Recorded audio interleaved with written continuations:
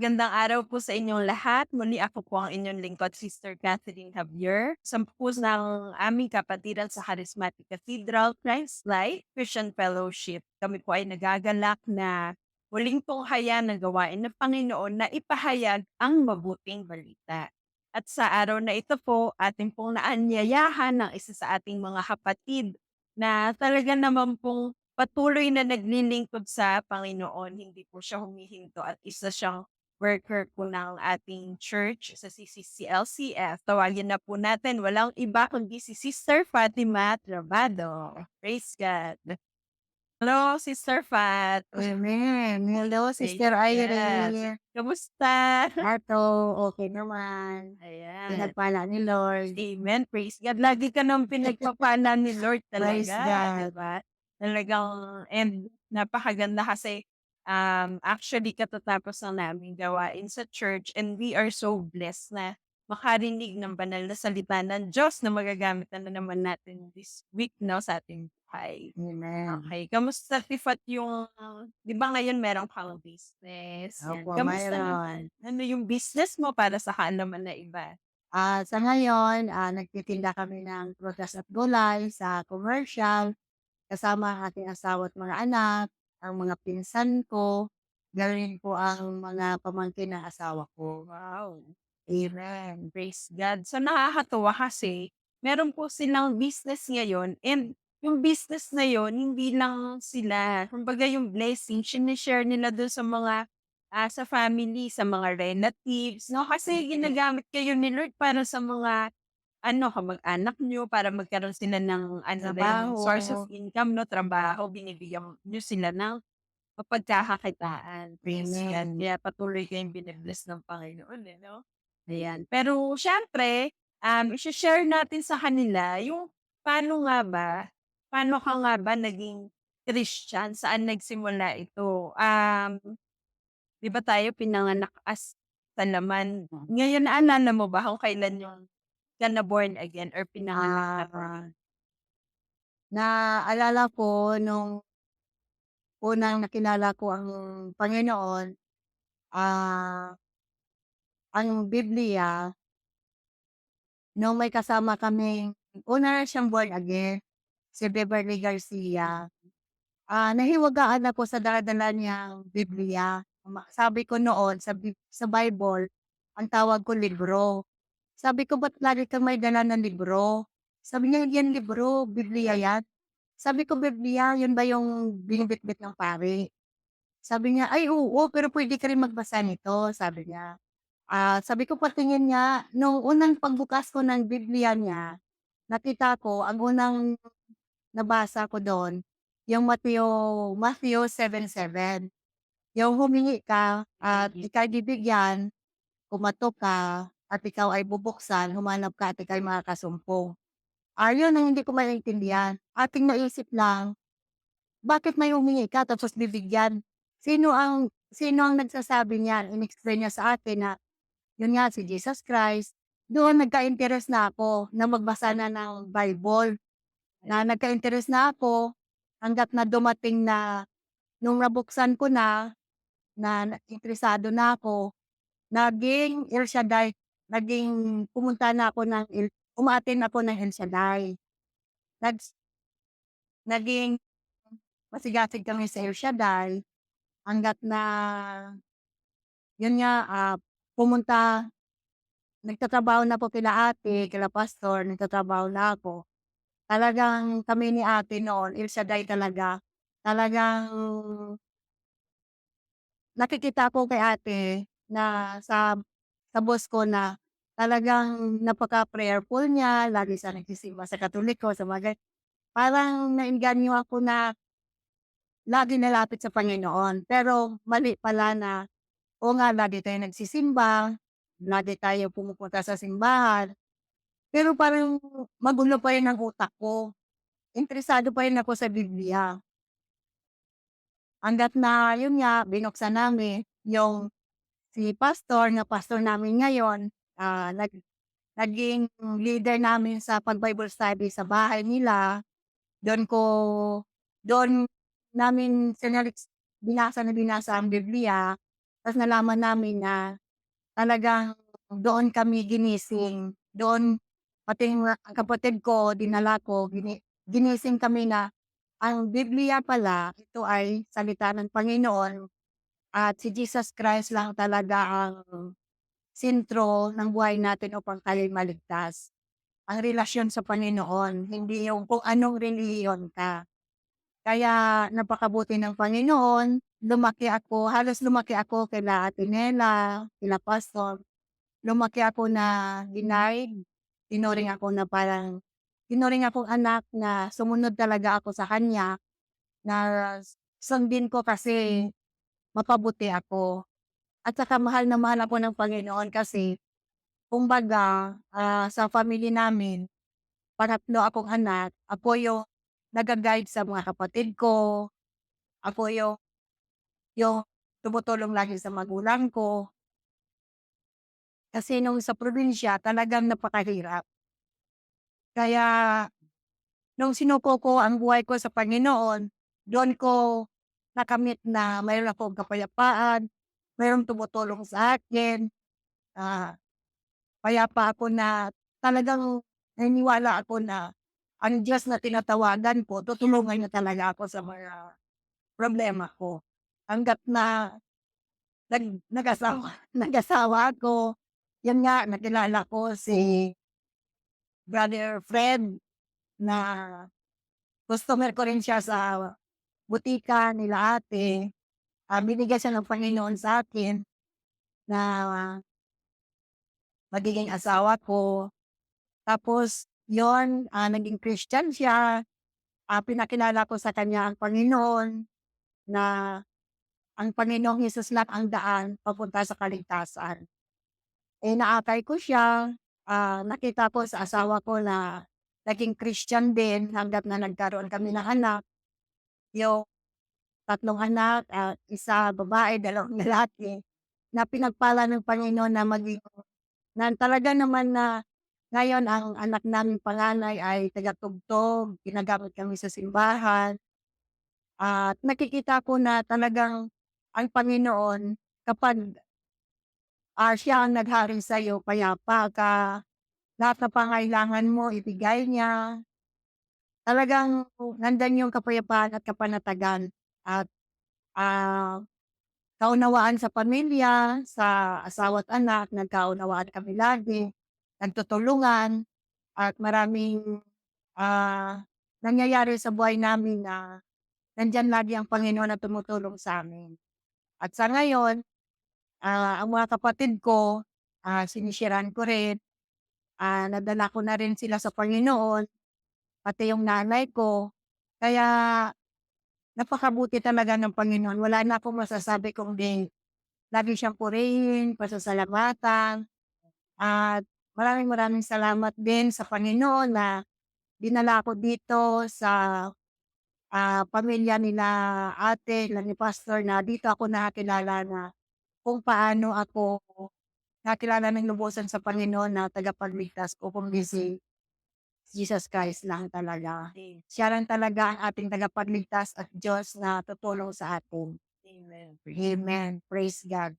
Alam mo, Sister Fat, kasi, sa totoo po si Sister Fat ever since kilala na namin dahil nga nagtrabaho siya sa'min pero parang namin siyang panganay na ate at tinuring niyang magulang yung mga magulang namin. Ang ano ko lang, Sister Fat, ang question ko kasi nga nung bago ka pa naman maging Christian, nakita namin kung gaano ka kabait, eh. Masunurin ka, mapagmahal ka sa amin at sa pamilya mo, kitang-kita namin yon. Pero nung na-born again ka, ano yung pagkakaiba? Bukod sa nabanggit mo kanina nagkaroon ka ng kapayapaan, pero siyempre kasi minsan ang mga tao 'di ba sinasabi nila, "Ay hindi ako mag-aano kasi mabait naman ako, eh." 'Di ba iba kaya hindi talaga pa nakikilala or tinatanggap ang Panginoon, feeling nila maliligtas sila dahil alam nila mabuti yung ginagawa nila. And na-witness ko yun sa'yo noon na napakabait mo naman talagang tao. Pero yun nga, na-born again ka, ano ba yung pagkakaiba ng dating hindi nakakilala pero mabuting tao na ngayon nakakilala na sa Panginoon? Dati kasi para bang magulo ang isip mo, hindi mo alam kung sino tatawagin mo, ah, parang wala kang kapayapaan. Pero ngayon 'no, nakilala ko ang Panginoon, payapa ako, masaya ako, nakatulog ako ng mahimbing, hindi nag-alala kung ano man ang pangailangan. Amen. Parang payapang-payapa ako ngayon kumpara noon. Kasi noon ang hirap, parang ang gulo-gulo ng utak mo. Oo nga tumatawag ka sa Panginoon pero hindi mo alam kung, "Ano ba yun, tutugunin ba 'to? Parang Ano ba walang yun?" Parang assurance ano, oo, parang parang parang hindi mo alam kung tutugunin. oo. Pero ito nung naging Christian ako, nung tinanggap ko si Jesus, alam ko na may Diyos ako na sinasandalan, Amen, praise natatawagan. God. Once na mag-pray ako, "Lord, kayo na pong bahala. Ibigay ko na sa iyo 'to lahat." Ang bilis ng tugon niya 'yan na talagang, "O sige, ibibigay ko ayon sa kalooban niya." Pero kung hindi ayon sa kalooban niya, na hindi niya ibibigay, alam ko nga hindi niya ibibigay 'yun dahil mapapahamak ako. Basta meron ka talagang kapayapaan at parang tatay mo at nanay mo na mayroon kang sinasandalan, 'yun yung kakaiba ngayon, Praise kapayapaan talaga at kapanatagan. Amen, praise God. So, nakita ko dun sa ano mo, yung pagkakaiba pala. Dati parang Parang alam mo lang may Lord, may pero hindi Diyos, mo sure kung oo, naririnig kung mo niya or naririnig parang wala mo, kang saka magulo yung isip mo 'no, parang parang so nag-alala ka pa parang rin. lumalabas din yung ano, naalala ko yung verse na Jeremiah 29:11 Ayun, 'no. oo. Parang yung alam ng Panginoon yung plan niya sa'yo kaya ikaw Mm, panatag ka naman 'no, panatag ako nung nakakilala ka sa sa Panginoon. Panginoon. Kaya yun talaga yung pagkakaiba po. Hmm, Saka parang may assurance ka na alam mo nandiyan si Lord kasama mo. Hindi katulad noon na nagdadasal ka rin naman pero hindi yes, mo nga sure, parang magulo pa rin yung utak mo kasi magulo pa may rin. kulang, hindi mo siya Parang tinanggap, 'no? nagda-doubt ka na, tutugunin ba yung panalangin ko, Oo, parang hindi gano'n. katulad ngayon na sigurado ka Sigurado na ako na tutugunin ka tutugunin ng niya. Oo, Panginoon. Praise God. So, napakaganda. And may mga pagsubok ka bang na-encounter during the time na Christian ka na? And paano mo 'to na ano, paano mo nare-resolve? malaking pagsubok nung nagkaroon ng sakit ang kuya ko. Yung kuya ko talagang simula nagkaroon ako ng trabaho sa Maynila, nandito na siya, pabigat na talaga, pasanin ko na talaga siya. Pero siyempre kapatid ko, ano man mangyari, mahal ko kasi kapatid ko. Nung nagkaroon siya ng sakit na na-dialysis siya, hindi ko alam kung anong dapat ko gawin. Gulong-gulo rin ang utak ko pero alam ko tutulungan ako ng Panginoon. Ang laki talaga ng pagsubok na sinugod ko siya sa ospital sa Lasal. Wala akong hawak na pera nun. Sabi ko, "Lord, ikaw po ang bahala." Pero sabi ko, "Ang lahat ng yaman ay sa'yo." Naniniwala ako Panginoon na ikaw talaga ang tutulong sa kapatid ko. Kung buhayin mo siya, buhayin mo, you'll provide. Kung hindi, kunin mo. Sabi ko, gano'n ako makipagsalita sa Panginoon, parang lapit-lapit ko. Pero nung lumabas yung bill niya na napakalaking bill, wala akong ginawa kundi tinaas ko lang sa Panginoon. Ah, hindi ako makapaniwala na na na na may nahimala siyang gagawin na nakakita ako ng malaking halaga, ibinalik ko sa hospital tapos, sinabihan ako na kung ano ang gusto ko, ang tanging hiling ko lang sa founder ng hospital na, wala kaming pera, yung kuya ko, gusto ko lang sana yung kuya ko gumaling at makalabas kami na kahit konti lang babayaran kasi ang bill ngayon napakalaki. Hindi ko sukat akalain na lumabas kami sa ospital na kahit 5 wala kaming binayaran, binigyan pa kami ng pabaon na 7,500. Do'n talaga ako naging matatag talaga sa Panginoon na lahat talaga ng yaman ay sa Kanya. Kasi hangga't na nabuhay pa ang kuya ko, naiuwi ko sa nanay ko na matagal na rin pangarap ng nanay ko na masama ang kuya ko. Lagi ko 'yun yung mabigat na pagsubok na pasan-pasan ko yung kuya ko. Yung talagang napakabigat na pagsubok sa'kin nung dumating. Ngayon sabi ko nga sa nanay ko na kasi ang taong nada-dialysis talagang irritable yun at saka sabi ko unawain na lang kasi 4 na taon lang naman ang sabi ng doktor na magtagal ang kuya. Pagmamahal talaga ang dapat ibigay sa kanya at talagang minahal naman namin, hangga't na kinuha na nga ni Lord ang kuya ko, nandun pa rin yung talagang sa magkakapatid kahit gaano kasama, talagang mahal na mahal mo kasi kapatid mo. Yun talagang akala ko noon na hindi ko 'to kaya kasi yung 'pag tiningnan ko na yung bill nung natuhog siya sa pool bill, nung sinabi ng doktor na, "Naku Ma'am Pat," sabing gano'n, "mag-prepare ng 150 down payment." Eh, yung 150,000 yun, yung dala-dala ko ₱150. Eh, sabi ko, "Dok, wala akong perang gano'n, pero mag-pray tayo." Hinawakan ko kamay ng mga doktor na mag-pray na si God ang mag-provide. Amen. Ayun, biglang may tumawag na may mag-provide na Wow, may magbayad sa ospital niya, sige go, praise God. operahan na siya kasi sasagutin yung bayad. Kaya dun parang parang hindi ka na maniwala, na Grabe yung totoo kaya yun, pero naranasan ko talaga yun, oo, ang nangyari na gano'n na hindi ako makapaniwala na gano'n kalaki talaga na halaga na kayang-kaya talaga ng Panginoon, si Lord talaga bayaran. nag-provide. Oo, yun talaga napakabigat na pagsubok kasi pati asawa ko, mga anak Oo, ko, nagsasabi na, "Mama, paano yan?" Sabay ko po ng gano'n. Sabi ko basta si God, God provide. Wala na akong amen. ginagawa basta lagi ko sinasabi, God provide. Talagang nakaasa ka kay Oo, Lord, yung pera na pambayad, lahat Lord na basta ang faith ko na, amen. Lord lahat ng pera sa'yo, Oo, walang imposible. ganda Kaya ganda nung binigyan mo ano, talaga ganda nung faith na oo, meron ka sa Lord kasi, sobra yung ano mo, oo, yung ah, feel mo na tatay ito bayaran mo, pananampalataya. parang gano'n. Nakakaiyak. Oo, parang oo, parang sasabihin ko, basta yung pakiramdam ko nakasandal ako sa Panginoon, ito ang kailangan ko. Kung ayaw mo, okey lang Lord. Kung hindi mo ibigay, okey lang Lord. Kung kunin mo ang kuya ko, okey lang. Kung hindi man makalabas ang kuya ko sa ospital, okey lang po. Sasabihin ko, Mm. maghugasan ng plato yung kuya ko. Basta wala pa kaming gano'ng kalaking halaga na pera. Kasi nung time na yun talagang sagad talaga kami no'n, nung time na yun. Kaya doon ko talaga naging matatag talaga ako do'n. Hanggang ngayon, naging matatag ako na kung ano man ang pangailangan namin sa pamilya ko, sa pamilya namin, talagang God provide. Amen. Talagang Praise God. basta si God magpo-provide. Lahat inaano ko na 'pag may lumalapit sa'kin sa mga problemang pinansiyal, mga gano'n, ang ugali ko prayer agad. Naniniwala ka ba na si Lord ang mag-provide? Si Lord talaga ang magpo-provide ng lahat-lahat. At saka napakaraming testimony na ibibigay ko sa inyo mga kapatid. Talagang, maniwala man Mm. kayo o sa hindi, buhay ang Isa lang Panginoon. yan, eh, 'no? Naranasan ko Oo. talaga na God provide at Amen, praise si God, Lord talaga ang mag-guide, manguna sa atin lahat.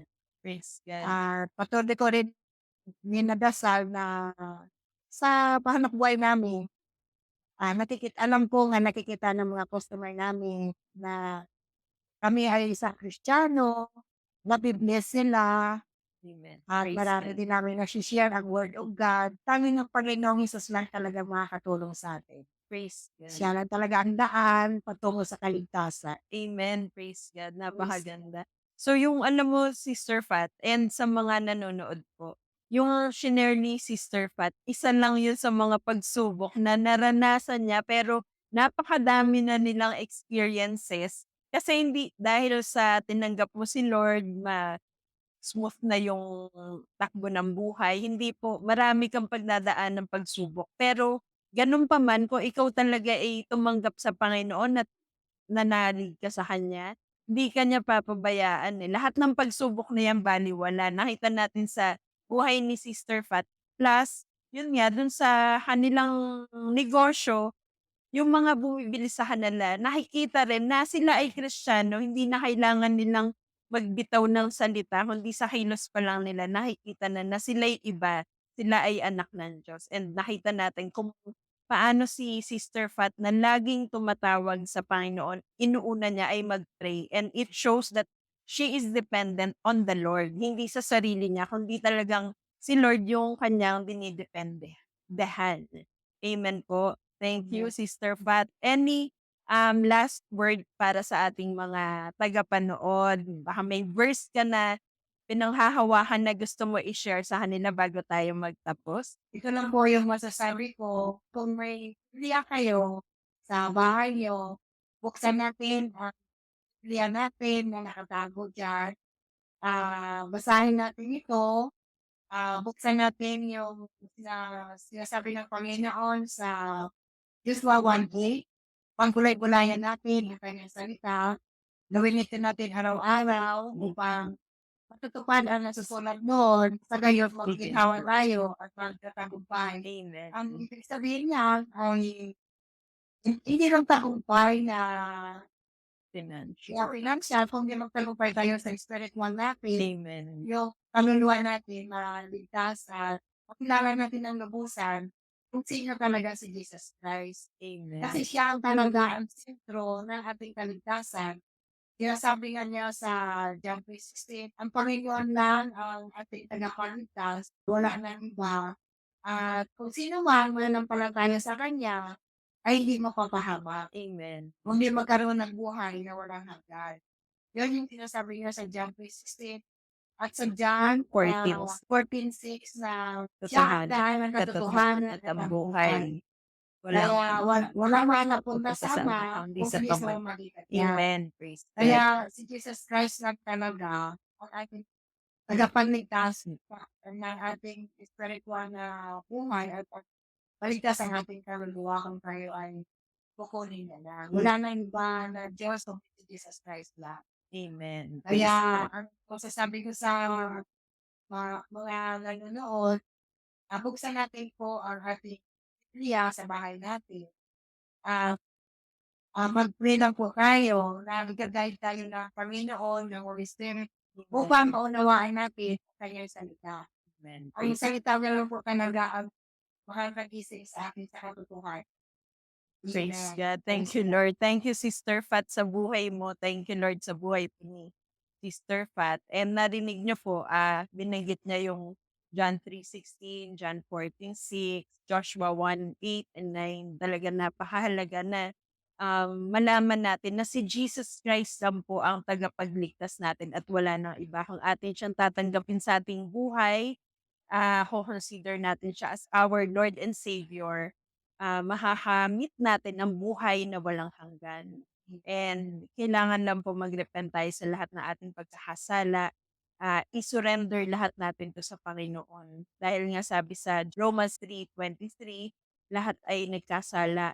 Pero sabi po sa Romans 6:23, ang kabayaran ng kasalanan ay kamatayan, ngunit ang kaloob ng Diyos ay buhay na walang hanggan. And yun nga po, yun sa John 3:16, kung tayo'y tunay na tatanggap, maniniwala sa Panginoon dahil sa kanyang pagkamatay sa krus, tayo'y magkakaroon ng buhay na walang hanggan. Hindi po lahat may buhay na walang hanggan na kasama ang Panginoon. So yun lamang pong tumanggap. And sabi nga sa John 14:6, siya lang ang daan, katotohanan at ang buhay.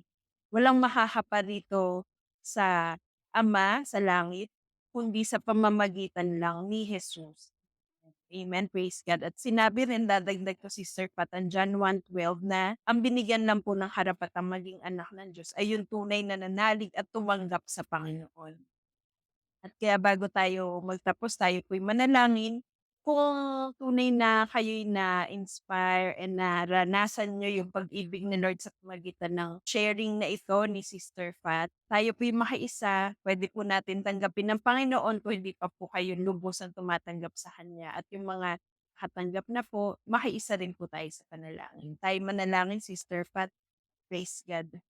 Ama namin Diyos na makapangyarihan sa lahat, maraming salamat po sa oras na binigay niyo po sa amin upang kami makapag-sharing po ni Sister Fat, sa oras na ito. Maraming salamat sa buhay niya, sa buo niyang pamilya, naway patuloy na gamitin niyo po siya sa paghahayag na inyong banal na salita at patuloy na bigyan ng buhay na ganap at kasiyasiya. Lord, We also pray for all those who are here with us right now, yung mga nakikiisa po, nanonood. Lalo na po yung mga hindi pa po lubos na nakakakilala sa inyo. Ikaw po ang siyang humipo sa kanila, Lord God. Nawa Panginoon, maranasan nila ang inyong pag-ibig at ang inyong binigay na biyaya ng kaligtasan. Lord, alisin niyo po, pawiin niyo po ang lahat ng mga pagkakasala nila at nawa Panginoon, tanggapin niyo po sila sa inyong kaharian. Kayo po'y makiisa sa panalangin. Manaming Diyos, kami po ay nagkasala. Ako po ay nagkasala sa inyo. Dalangin ko po, Panginoon, na linisin niyo po ako at maging marapat na lumapit sa inyo. Tinatanggap kita bilang aking Panginoon at tagapagligtas. Nawa Panginoon, manahan ka po sa aking buhay simula ngayon. Ikaw na po ang aking Diyos na aking susundin. Maraming maraming salamat po. Ito pong aming dalangin sa pangalan ni Jesus. Amen. Yes. Praise God. Maraming salamat po, Panginoon. Thank you, Lord. At kung kayo po ay nakiisa sa panalangin, tandaan niyo po ang araw na ito dahil ito'y araw na inyong spiritual na kapanganakan. Amen. Praise God. And sabi nga po sa Mateo, Kabanata 28, mula talata 11 hanggang 20. Sabi po dito sa Bible, "Kaya't humayo kayo, gawin ninyong alagad ko ang mga tao sa lahat ng mga bansa. Bautismuhan niyo sila sa pangalan ng Ama at ng Anak at ng Espiritu Santo. Turuan ninyo silang sumunod sa lahat ng iniutos ko sa inyo. Tandaan ninyo, ako'y laging kasama ninyo hanggang sa katapusan ng panahon." Muli, maraming salamat po. Thank you, Sister Pat. Magandang araw po sa lahat. God bless us all.